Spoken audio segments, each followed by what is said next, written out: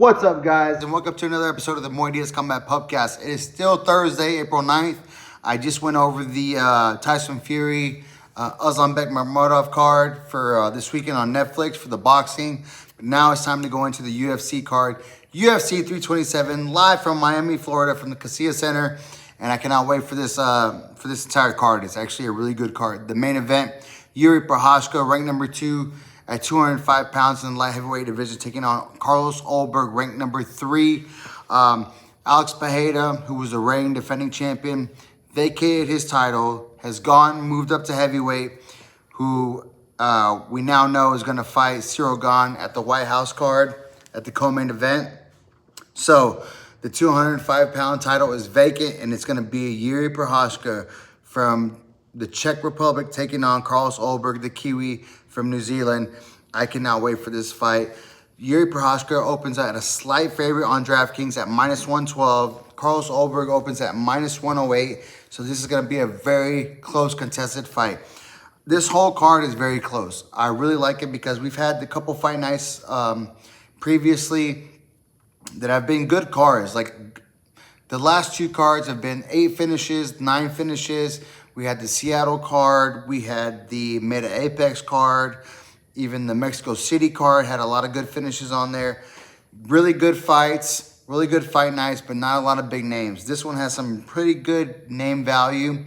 The co-main event, the original co-main event, which was Joshua Van versus Tatsuro Taira, did get scrapped from this card. It's going to be moved on to the next numbered event. But we have a new co-main event. It's going to be Mirzakov versus Costa. That's going to be a pretty good co-main event. But let's jump into the main event. Yuri Prochazka. He's 2-1 in his last 3. He just KO'd Khalil Roundtree in a banger of a fight. Khalil Roundtree brought the heat in that fight. But Yuri Prochazka, with his non-stop offense, his violent offense, gets the KO late in that fight in the 3rd round. He beats Jamal Hill as well by knockout. Former world champion Khalil Roundtree had contended already against Alex Pereira for the world title. And then before that was the loss to Alex Pereira, the second loss. Ulberg on the other side, he KOs Reyes. He goes to a unanimous decision versus Jan Blachowicz, which is not an easy fight. Jan Blachowicz is just a dog, man. He's just like that old guy who just never goes away. He's not an easy fight. He always makes it ugly and just boring, but he finds a way to win. This one, he got beat. Ulberg gets a unanimous decision against Jan Blachowicz. And the previous fight before that was Volkan Ozdemir, where he got another unanimous decision victory. So he's coming off wins. The only big win was the last one against Reyes, where he got a brutal knockout. I believe it was in the 1st round. So that's what earned him his shot in this fight. Since the betting lines are so tight, I'm still going to go Yuri, man. I think Yuri has the style, the pressure, and that nonstop offense. I mean, he never plays defense. I mean, I think after the Alex Pereira fight, he fought more tactically and more defensively sound against Jamal Hill. I mean, he was rolling with punches, defending punches, and then got the knockout against Jamal Hill. Khalil Roundtree, he almost threw all that shit out the window because he was getting caught by Khalil. Khalil was putting the pressure on early. I had bet Khalil that fight. He should have got him out of there. But he let Yuri just linger around. And then Yuri in that 3rd round just brought the fucking heat and gets Khalil Roundtree out of there, man. It was heartbreaking for me because I had bet Khalil, but I'd love to see Yuri Prochazka put on a performance like that. I think he's going to beat Carlos Ulberg in this main event, and I think he's going to become, once again, light heavyweight champion of the world, Yuri Prochazka. The co-main event, Azamat Murzakalov versus Paulo Costa. Paulo Costa is moving up from 185 pounds to 205. This is going to be his debut at 205 pounds. Murzakalov is coming off 3 wins in a row. Alexander Rakic by KO. Brenton Ribeiro by KO. And he beat Alonzo Menefield by KO. Round 2, round 1, round 1. So he's coming off big wins. But on the other side, Paulo Costa, they already have him ranked at number 14 in light heavyweight, which he's never even fought in. He's a middleweight moving up. He's coming off 1-2 in his last 3. He beat Kopylov 3-round unanimous decision. He lost to Sean Strickland a split decision in a 5-round fight, and he lost to Robert Whittaker in a 3-round unanimous decision. I like Paulo Costa, and at the press conference, he was talking a lot of shit. He was saying, I'm going to beat this fat Russian motherfucker. I'm going to get him out of there. I mean, just rambling on about, I take secret juice. He don't take secret juice because he's fat as shit. I think Mirzakhanov is going to beat him. Mirzakhanov is the favorite. Minus 205 to Paulo Costa's plus 170. I think Mirzakhanov is going to beat him. I'm going to say unanimous decision. I think he's going to control him on the ground, beat him up a little bit.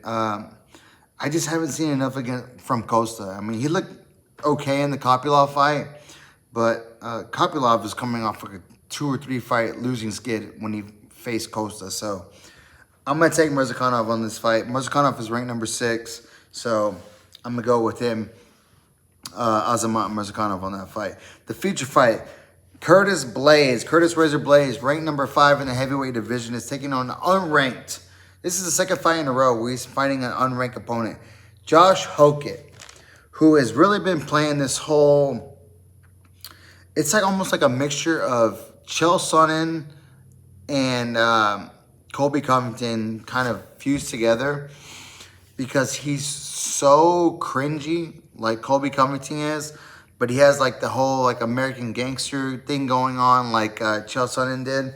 Like if we remember his first victory against G Moraes, he cut that promo at the Meta Apex with the Chael Sonnen promo. Like I don't even remember how it went, but it was pretty sweet. I ain't gonna lie, when he did it, it was pretty good. But he's just going on, like he's really leaning into it, but it's not even like funny anymore. Like he did it the entire press conference, and it was just like cringy, like so cringy. They even asked Dana, what do you think about Josh Hokett's persona and all this? And even Dana was like, it's not my thing. You know, I don't really like it, but that's his thing. I get it. Like Josh Hokett he's trying to make a name. He's trying to have this persona. He wants to sell himself. I just did this or addressed this on a previous interview, like walkout music and selling yourself, promoting yourself, making you watchable. You want an audience to watch you fight. Hokett's trying to do that, and it might resonate with some fight fans, not the hardcores, I'm pretty sure, because I mean, I'm as hardcore as it comes, and I like Josh Hokett, but I don't like this shtick that he's doing, like this whole, I'm nothing against like being All-American and all that, because we had All-American Chris Weidman. Everybody loves that, you know. Matt Hughes, All-American Country Boy. Love that. But he's doing like even Chael Sonnen, All-American. I love that. Even though he was talking so much shit, I love Chael Sonnen. But Josh Hokett is like trying to go like the Colby Covington route, like kind of full heel wrestling term. But it's not funny. And you can tell that it's like forced. Chael Sonnen did it flawlessly. Conor McGregor did it flawlessly. Josh Hokett is forcing it because he wants that attention, which I understand. But dude, you gotta do it. It's gotta come off naturally. It's so forced that it's cringy, and I don't really like it. And I'm pretty sure a lot of other people don't like it. I could be wrong. If I'm wrong, let me know in the comments. If you really like Josh Hokett, let me know. I'm not really digging it. I like Josh Hokett as a fighter, but this whole shtick thing, the All-American thing, I mean, it's not even All-American. It's like just the way he's saying it and doing it. I'm not feeling it. I'm just really not feeling it. But I'm gonna take Blades, and then Blades is minus 122 favorite. Josh Hokett is plus 102. Give me Curtis Razor Blades on this one. I think Blades is gonna show him some power on the feet. Hokett's going to be really aggressive, and I think Curtis Blades is going to drop levels, take him down, and just punish him on the ground. If Hokett can't get back to his feet, I think he's going to be in for a long night in Curtis Blades' favor. Next fight down, Dominic, the Dominator Reyes, taking on Johnny Walker. Reyes is ranked number 10. Walker's ranked number 12 at 205, light heavyweight division. Reyes coming off the loss, KO loss against Carlos Ulberg, who was fighting for the title. And then he beat Nikita Krylov, and he beat Anthony Smith, all by KO. His loss and his wins are all by KO. Johnny Walker coming off the KO victory against Zhang Mingyang, who I had picked to win. I believe it was in,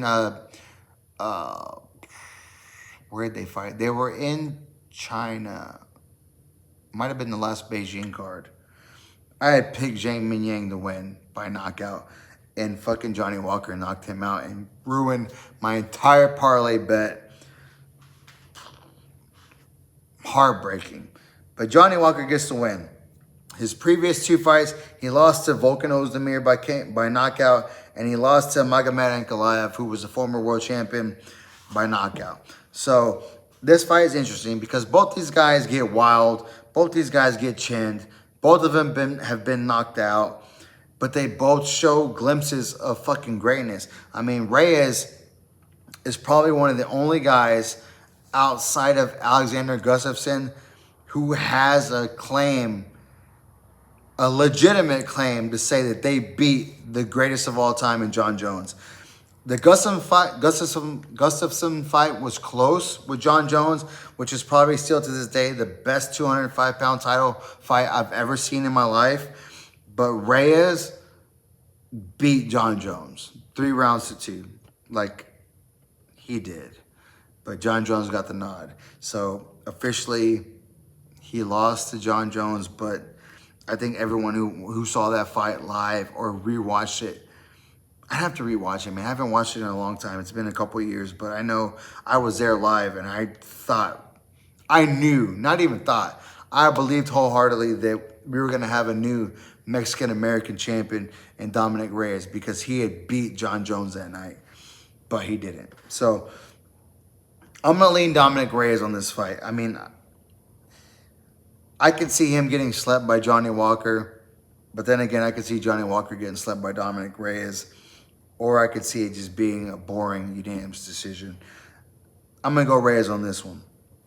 The opening fight on the main card, Cub Swanson is finally going to retire. He is making his last walk to the octagon.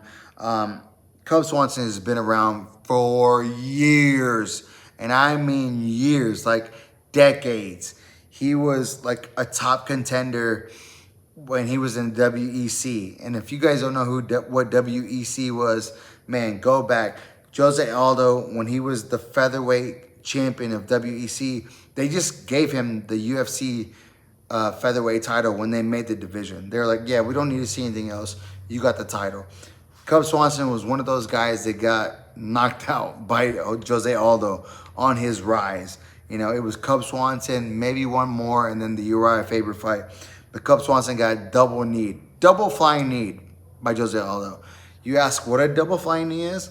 He leaped up, hit him with the lead knee, the left knee, and then hit him with the right knee while he was still in the air. Double knee knockout. First and only time I've ever seen it. That just tells you how great and how crazy Jose Aldo was back in the day. I mean, just crazy. But Cub Swanson, he's 2-1 in his last 3. He beat Billy Quintillo by knockout. He lost a split decision to Andre Fili, who just lost had the draw this past weekend. And then he beat Hakeem Durando by unanimous decision. He's taking on the train, Nate Landwehr. Man, I like Nate Landwehr, man. I really do. He's coming off, he's 1-2 in his last 3. He lost to, who was it? Troy Jones. I don't even remember who it was. I wrote it down and I don't even know. Give me a second, guys. So Nate Landwehr. Oh, so Nate Landwehr lost to the French pirate Chedier by knockout. Or he won by he lost by knockout. Sorry, my writing is so bad. He lost to Chedier by knockout. He lost to Doo-Ho Choi from South Korea by knockout. His last win was against Jamal Enners, and he won by knockout. A lot of retirement fights don't go your way. We're lucky with Michael Chiesa lately, Robbie Lawler. They got like the fairy tale finishes. win by first round knockout for Robbie Lawler. First round submission by Michael Chiesa. Nate Landwehr's going to bring the pain, man. But I think Cub Swanson is one of those guys where he's going to be able to weather the storm. He's got great jiu-jitsu. He's like, I think he's probably like a first or second degree jiu-jitsu black belt by this time. I think he can take Nate Landwehr to the ground and beat him on the ground, submit him. But it just depends how Cub wants to go out. If he wants to just go out on his shield, stand toe-to-toe with Nate Landwehr, I think that's bad for him. But if he fights smart and just wants to win and sail into the sunset, get the fight to the ground, submit Nate Landwehr, and just sail off to the sunset. It just depends on what Cub Swanson wants to do. Cub Swanson is the slight favorite in this fight. He is he's the underdog. Minus 105. No, he's the favorite. Minus 105. Landwehr is minus 115. I'm going to take Cub Swanson on this one, man. Maybe I'm just going with my heart. I love Cub Swanson. I'm going Cub Swanson to win, possibly by a submission victory. Before I go into the main card on the prelims, I didn't give you guys the betting odds for Reyes, Johnny Walker. So Dominic Reyes is the betting favorite at minus 148. Johnny Walker is the underdog at plus 124. So now, let's go. The main event for the prelims, Patricio Pitbull versus Aaron Pico. This is a Bellator on Bellator main event. Like this, I'm not bullshitting you. It's the main event on the prelims. But this would full out be a main event on a Bellator card, PFL card. This would be a main event. This is on the prelims. Patricio Pitbull versus Aaron Pico. Patricio Pitbull, of course, is coming off, I believe he's off 2 wins. He just beat Danny Ige. Aaron Pico coming off that brutal knockout, spinning back elbow by Lerone Murphy. But Aaron Pico is still the big favorite. Minus 278 versus Patricio Pitbull's plus 225. It's a 3-round fight. The over is minus 188. The under is plus 145. Man, Pitbull looked good in his last fight against Ige. But he looked so gun-shy against Yair Rodriguez in his debut. But I think that was just like the UFC jitters. I think it's a lot to take in when you come from a small organization into the UFC. Ask Patchy Mix. He was supposed to be the biggest thing coming over from Bellator PFL, and he lost 3 straight. And he didn't look good at all. So I'll chalk the first one up to the nerves. He looked good in his last one against Danny Ige. Danny Ige, 50K Ige. Well, now he's down, what? They call him 100 grand Dan. Danny Ige's solid. You know, but Aaron Pico took on Lerone Murphy, who just challenged for the #1 contender spot against Imavov and lost a striking battle to a guy who was supposed to be a wrestler. But I mean, Lerone Murphy's still deadly on the feet, and he got sparked, man. Aaron Pico got sparked by Lerone Murphy. I like Aaron Pico a lot. I'll probably go Aaron Pico unanimous decision. If he can stay off his back, as long as he can stop Patricio Pitbull from taking him down, I think he can win. But that's saying a lot because Pitbull is going to come after him, and Pico, he'll get drug into those firefights, man. And if he does that with Pitbull, Pitbull has knockouts on his record, but his bread and butter is on the ground. And if he starts coming in and closing that distance, it's going to make Pitbull's job easier. He'll just change levels, hit a double, and then control him for the majority of the round. But I'm just interested to see how this fight goes out. But I'm going to give the edge to Pico on this fight. If you really want to bet Pico, probably bet the knockout. But I'd probably go the over in this fight. I don't think Pico, after getting knocked out, he's going to be more cautious. He's not going to be willing to engage as much with Patricio Pitbull because Patricio Pitbull has legitimate power. I would take the over on this fight. The next fight down, my man, Kevin Holland. I just saw him 2 weeks ago when I was doing my commentating for Extreme Knockout here in Arlington, Texas. Got to say what's up to him. He had a guy, I think he had 1 or 2 guys fighting out of his camp. and I got to catch up with him a little bit. Kevin Holland taking on Rude Boy Randy Brown. This fight is picked even. -110 money line for both guys. The over is -145. The under is +114. This is going to be a good fight. I think it's going to be a calculated fight. I think Kevin really needs to win. He's coming off 3 losses. Kevin is coming off 3 losses, and I really want him to win. Like I always pull for my guys from DFW, but Kevin needs a big win here. I mean, he's coming off 3 losses, but they're not like he's just getting bulldozed by nobodies. He lost a unanimous decision to Mike Malott. Mike Malott is about to fight Gilbert Burns in the main event in the next fight night. But that was a close fight. You know, you could have had it, Holland, but Mike Malott got the victory. He lost to Danny Rodriguez, unanimous decision. And before that, he lost to Vicente Luque by submission. But he was hurt in that fight. I believe he got hurt in that fight. So he desperately needs a win. Rude Boy Randy Brown is... let's see, he's 1-2 in his last 3, so he needs a win. He's coming off the loss against Gabriel Bonfim by knockout. He beat Charles Darby. What am I thinking? Nicholas Darby. But he's a good dude, man. Nicholas Darby is a dog. He just had a big win a few months back. But he beat Nicholas Darby, and then he lost to Brian the Butcher Battle, who just, lost to Johnny Eblin in PFL. So this is a must-win for both guys. If I had to bet, I'm putting my money on my man Kevin Holland, man. The Trailblazer, got to go with my man Kevin Holland. Kevin Holland to win, and I could probably see a knockout. Like, he needs to come out for blood, and he knows it. Next fight down, Mateus Gamrot. He's ranked number 8 at 155, taking on Esteban Ribovics. Mateus Gamrot is the betting favorite in this one, but I'm telling you right now, let me make sure I get the betting right. So Kevin Holland, yeah, all right, I already said that. 110. Mateus Gamrot is -192. Esteban Ribovics is +160. He's the Argentine guy.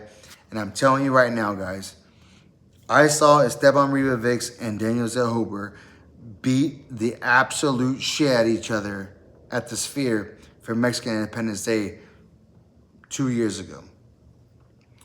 And he hasn't lost since. Esteban Ribovics is the fucking truth. I like Mateus Gamrot. I'm taking Esteban Ribovics at plus money, +160 to win this fight, even by knockout. The knockout, if you bet Ribovics by knockout, it is +350. I might take a bet on that. Ribovics is a bad motherfucker from Argentina. And usually I don't get him behind a lot of Argentinos, but I like Ribovics because he put that work against my man from Mexico, Daniel Zellhuber, and they went back and forth. That was a toss-up fight. They gave Ribovics the decision on Mexican Independence Day, and he deserved it, and he looked great in his last fight. Ribovics is the real deal. Let me look at it real quick just to make sure. So he is...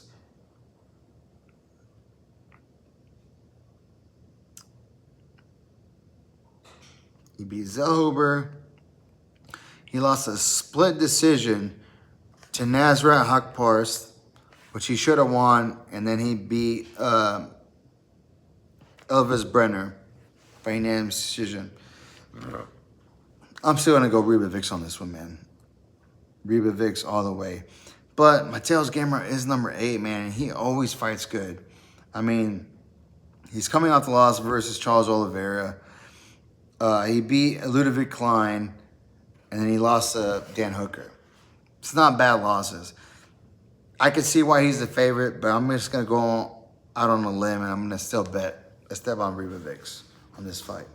Next fight down, women's strawweight division. You have Tatiana Suarez, ranked number 2 at strawweight still.